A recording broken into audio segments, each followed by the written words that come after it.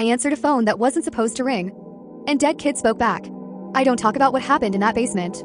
Not because I'm trying to act tough, but because sometimes even remembering it feels like pulling barbed wire through my brain. But after everything, maybe writing it out will help.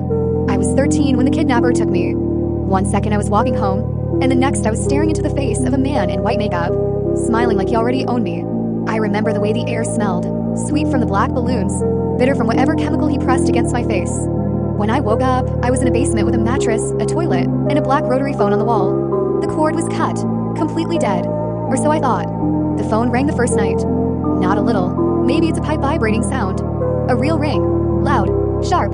Echoing off the concrete walls like it wanted something from me.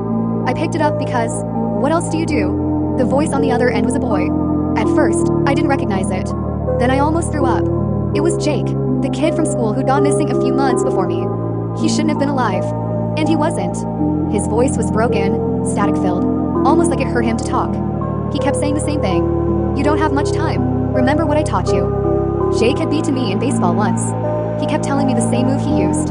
How to swing. How to follow through. I didn't understand why he was telling me that in a basement with no bat. At least, not yet. Every time the kidnapper left, the phone rang. Different kids. Different voices. All dead. They remembered their lives, but not their deaths. They didn't know they were gone. They only knew they didn't want me to end up like them. One told me about a loose tile in the wall. Another told me the kidnapper's routine.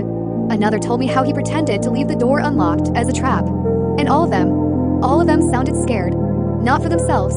For me. When the last kid called Linda my best friend, it broke something in me. Hearing her voice, knowing she died in this same room. I think that was the moment I stopped being afraid of the kidnapper and started being angry. Linda told me to use the phone, not to call for help.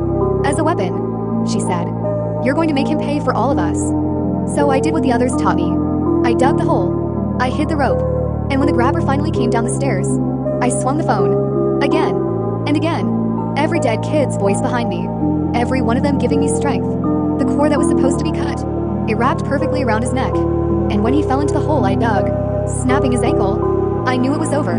When everything went quiet, the phone rang one more time.